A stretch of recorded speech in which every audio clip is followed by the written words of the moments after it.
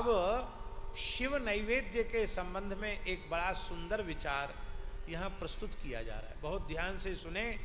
सभी सनातनी हिंदुओं को यह बात बड़े भाव से और बड़े ध्यान से सुननी चाहिए। शिव नैवेद्य के संबंध में, शिवजी के प्रसाद के संबंध में। ऋषय ऊचुः अग्राह्यम शिव नैवेद्यम इति पूर्वम श्रुतम वचः ब्रूहितं निर्णयम बिल्वो माहात्म्यम प्रसन्मुने।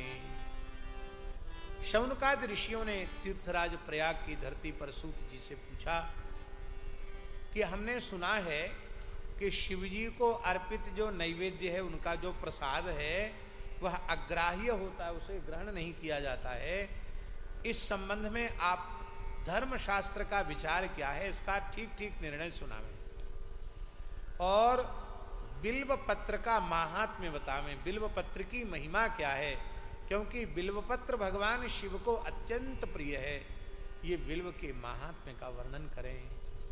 श्री सूत जी इन दोनों प्रश्नों का समाधान कर रहे हैं।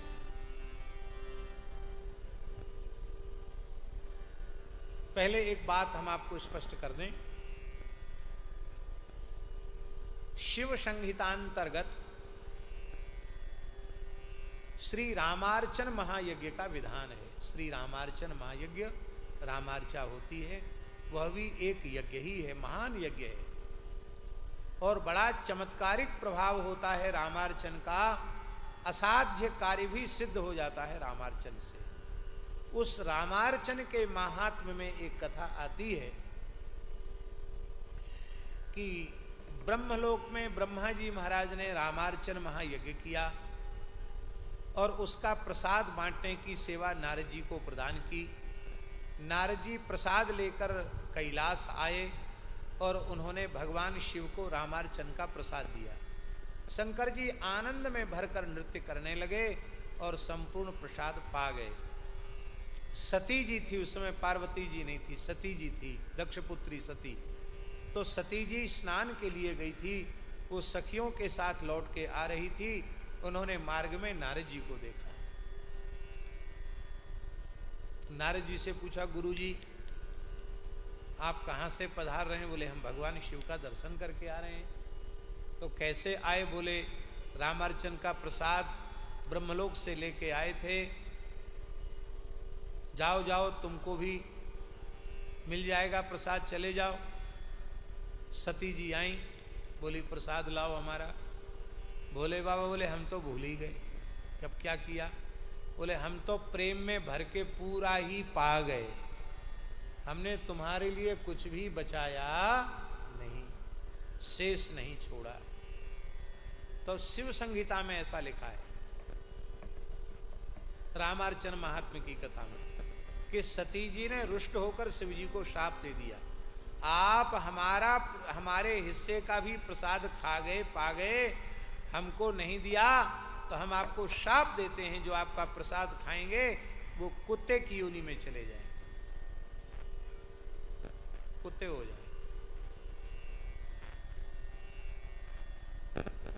अब बहुत ध्यान से सुने हम क्या कहना चाहते, बहुत ध्यान से सुने, आगे इस पुराण की बात हम कहेंगे। ऐसा क्यों कहा सती जी ने? प्रसाद की एक मर्यादा है और महाराज प्रसाद की मर्यादा ये है कि प्रसाद कभी अकेले नहीं खाना चाहिए, प्रसाद हमेशा बांटकर खाना चाहिए। रामार्चन के प्रसाद की तो बात है कि आपको एक लड्डू भी मिला है तो किसने किसी को आप उसमें से कुछ दो तब खाओ। तो आशय वहां कहने का यह है कि भगवान का प्रसाद जो बांट के नहीं खाता, अकेले खा जाता है, उसे कुत्ता होना पड़ता है, ये उसका मतलब है। हमारे पूज्य गुरुदेव भक्तमाली जी से किसी ने पूछा, बोले महाराज जी ऐसा लिखा है कुत्ता हो जाता है। तो महाराज जी तो बड़े विलक्षण समाधान करते थे। महाराज जी हंसने लगे, बोले कौन ऐसा बढ़िया सत्कर्म कर रहे हैं कि हम इंद्र महेंद्र बनेंगे, भजन तो कर नहीं रहे हैं, जीवन को नष्ट किए चले जा रहे हैं, तो सूकर कूकर ही बनेंगे। शिव जी का प्रसाद पाकर कुत्ता बनेंगे तो हवाई जहाज में घूमेंगे, हैं? 1.5 करोड़ 2 करोड़ की गाड़ी में बैठकर घूमेंगे, बढ़िया सावन लगा के नहाएंगे, दूध रोटी खाएंगे। ये तो हंसकर उन्होंने कहा। और दूसरी बात उन्होंने यह कही कि प्रसाद के संबंध में विचार क्या है, इसको ठीक से शिव पुराण को पढ़कर ही देख लेना चाहिए। अब शिव पुराण में क्या लिखा हुआ है, इस संबंध में हम आपको निवेदन कर रहे हैं। भगवान को निवेदित करके तुलसी दल पधरा कर भगवत प्रसाद शिव जी को निवेदित करो और उस प्रसाद को पाओ, कोई संकोच की बात नहीं।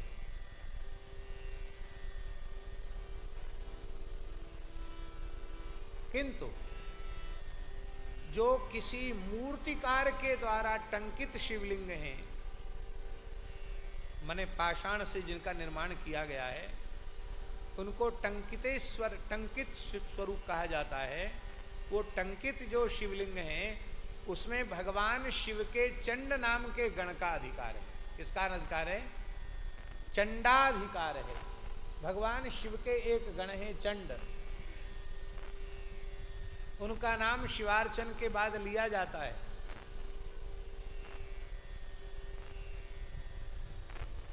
बाण रावण चंडीस श्रृंगी भृंगी रिटादयः सदा शिवस्य नैवेद्यम सर्वे गृह्णन्तु सांभवा। जब शिवजी का पूजन पूरा हो जाता है तो शिवजी को भोग लगने के बाद उनके पार्षदों को प्रसाद दिया जाता है। यदि प्रसाद न देंगे तो पूजन सफल नहीं होगा। उनमें कौन कौन है शिवजी के पार्षद? बाणासुर, रावण। रावण एक रुद्रगण के रूप में भी रावण सेवा में अभी भी है। बाणासुर भी रुद्रगण के रूप में शिवजी की सेवा में है। बाण, रावण, चंडीस नाम के गण, श्रृंगी, भृंगी और रिट आदि, ये सभी जो रुद्रगण हैं वो भगवान शिव के नैवेद्य को स्वीकार करें। तो इनमें जो चंड नाम के गण हैं, उन्होंने भगवान शिव, बहुत ध्यान से सुने, उन्होंने भगवान शिव की उपासना करके भगवान शिव को प्रसन्न करके वर मांगा कि आपको जो कुछ निवेदित किया जाए उस पर संपूर्ण अधिकार मेरा हो, दूसरे किसी का अधिकार न हो।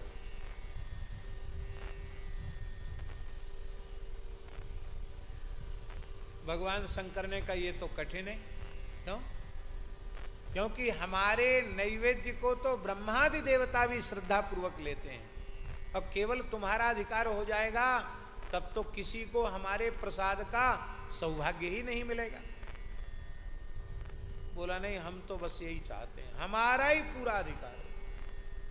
होते हैं बड़े निष्ठावान, कई चेले भी ऐसे होते हैं, बोले गुरुजी की थाली पर तो हमारा ही अधिकार, हम किसी को एक कण नहीं देंगे उसमें से। ऐसे होते हैं कठी लोग। चंडी जी बोले कि हम तो दूसरे में राजी नहीं है, हमको तो पूरा पूरा चाहिए। तब शंकर जी ने कहा जो किसी मूर्तिकार के द्वारा निर्मित शैल आदि की प्रतिमा होगी, पाषाण निर्मित प्रतिमा होगी, उसमें तुम्हारा अधिकार होगा। 12 ज्योतिर्लिंगों में तुम्हारा अधिकार नहीं होगा, स्वयंभू लिंगों में तुम्हारा अधिकार नहीं होगा, वाणलिंग माने नर्मदेश्वर लिंग में तुम्हारा अधिकार नहीं होगा, रत्नलिंग रसलिंग में तुम्हारा अधिकार नहीं होगा। रत्नलिंग माने होता है मणिमाणिक्य आदि के शिवलिंग, अथवा रसलिंग माने पारद लिंग, अथवा धातुलिंग, धातुलिंग माने स्वर्ण लिंग, रजत लिंग, इनमें भी आपका अधिकार नहीं होगा।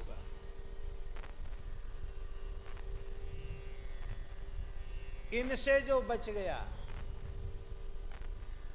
अर्थात किसी मूर्तिकार के द्वारा बनाई हुई टंकित प्रतिमा शिवलिंग, उसमें तुम्हारा अधिकार होगा और वह अधिकार भी तुम्हारे लिए होगा। किंतु जो शिव दीक्षा से युक्त लोग हैं वो उस प्रसाद को भी ग्रहण करें, उनको दोष नहीं होगा। किंतु जो शिव दीक्षा से युक्त नहीं है, अन्य दीक्षा जिन्होंने ले रखी है, उनको तो स्वयंभू लिंग अथवा वाणलिंग अथवा ज्योतिर्लिंग का ही नैवेद्य लेना चाहिए, सामान्य टंकित स्वरूप का प्रसाद नहीं लेना चाहिए। ये शिव पुराण में लिखा हुआ है। अब एक और बात है कि भले ही आपके स्थान में टंकित शिवलिंग विराजमान है, पर भगवान को भोग लगाकर निवेदित कर दिया तो उसमें चंडाधिकार नहीं है, फिर तो वो भगवत प्रसाद है। और शालिग्राम शिला लग्न होने से, इसलिए महाराज जी कई प्राचीन शिवालयों में शालिग्राम को ऊपर पधराकर शिवलिंग के ऊपर तब पूजन होता है, हरिहरात्मक पूजन होता है। कई जगह ऐसी व्यवस्था है। आप पशुपतिनाथ जी गए हैं? पशुपतिनाथ जी में नेपाल गए ना? पशुपतिनाथ जी में भगवान पशुपतिनाथ का पूजन शालिग्राम जी के साथ ही होता है, आज भी होता है। उनके साथ ही उनका अभिषेक होता है, उनके साथ ही उनका स्नान होता है। इधर आसाम में शिवालय एक जगह है, वहां प्राचीन शिवलिंग है, वहां सब बहुत प्राचीन, हजारों वर्ष प्राचीन शालिग्रामों के साथ उनका पूजन होता है। इसका भी निरूपण ग्रंथ में लिखा हुआ है। बोलो भक्तवत्सल भगवान की जय। और शिवजी के नैवेद्य के बारे में लिखा है कि शिवजी के प्रसाद का दर्शन करने से पाप नष्ट हो जाते हैं, और कोई श्रद्धा पूर्वक शिव प्रसाद ग्रहण कर ले तो उसको करोड़ों करोड़ों गुना पुण्य की प्राप्ति हो जाती है। जो शिव नैवेद्य को मस्तक झुकाकर प्रणाम नहीं करता, शिव स्मरण पूर्वक उसे ग्रहण नहीं करता है, वो मनुष्य नारकीय है। यह भी लिखा हुआ है। शिव दीक्षान्वितो भक्तो महाप्रासाद संज्ञकम सर्वेशाम पिलिंगानम नैवेद्यम भक्षेच्छुवम। जो शिव दीक्षा से युक्त है वो सभी शिवलिंगों का प्रसाद ले सकता है, किंतु जो शिव दीक्षा से युक्त नहीं है, अन्य दीक्षा युजाम नृणाम शिव भक्ति रतात्मनाम, अन्य दीक्षा लिए हुए हैं पर शिव भक्ति भी करते हैं, ऐसे लोगों को शिव नैवेद्य भक्षण में कौन कौन शिव जी का पूजन प्रसाद लेना चाहिए। बड़ा सुंदर श्लोक है ये, विश्वेश्वर संहिता के 22वें अध्याय का 13वां श्लोक है, 13वां 14वां श्लोक। शालग्रामोद्भवे लिंगे रसलिंगे तथा द्विजाः पाषाणे राजते लिंग स्वर्णे सुरसिद्ध प्रतिष्ठिते काश्मीरे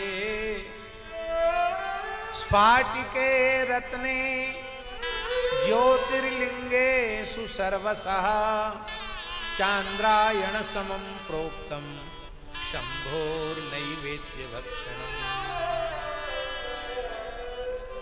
एक शिवलिंग होते हैं शालिग्रामोद्भव लिंग।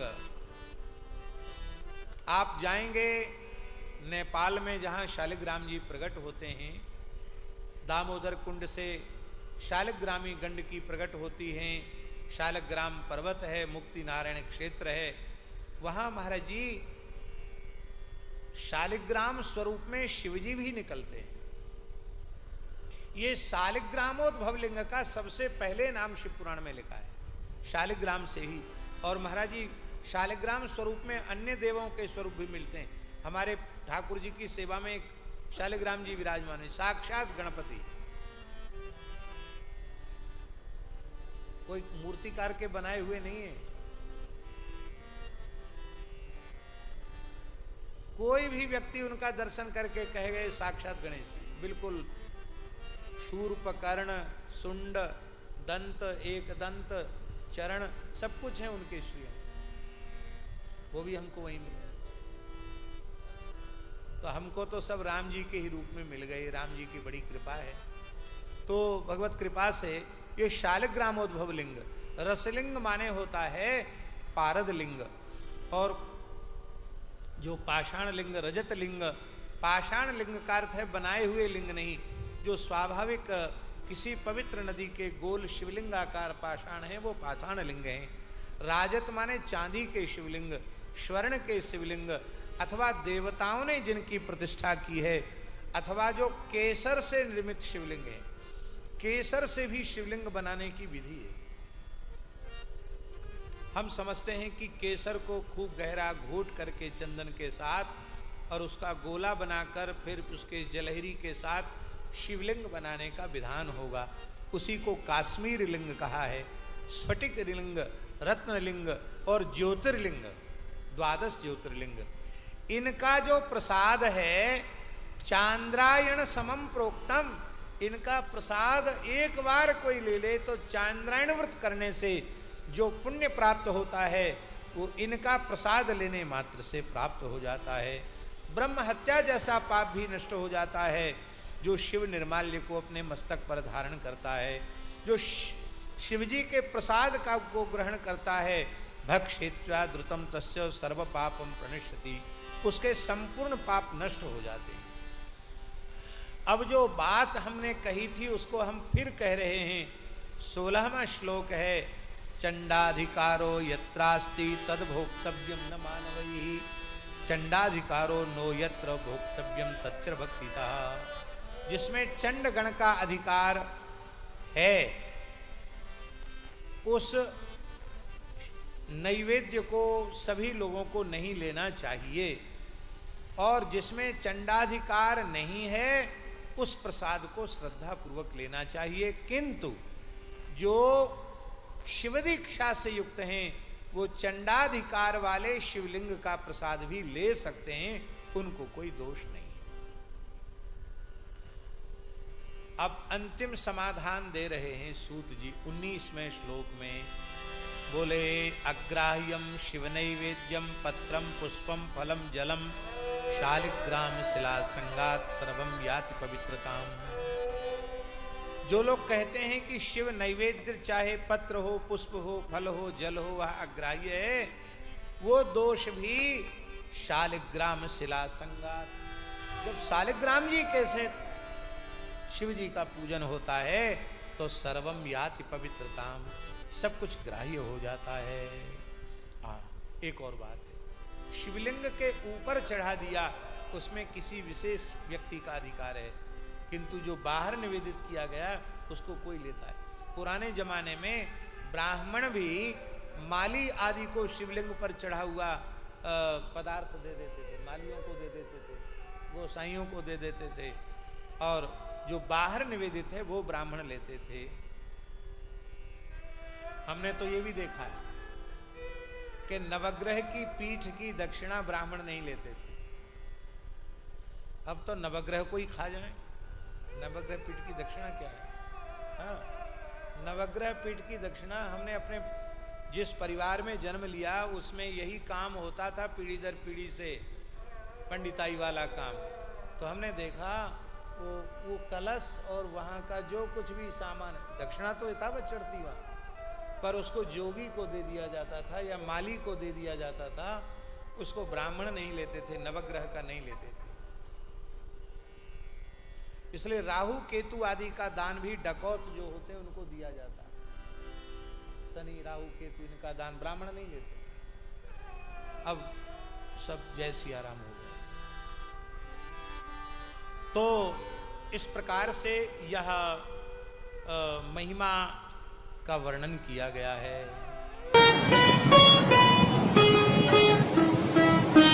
श्री सीताराम प्रतिदिन सत्संग एवं दर्शन के लिए श्री महाराज जी के ऑफिशियल चैनल को जरूर सब्सक्राइब करें।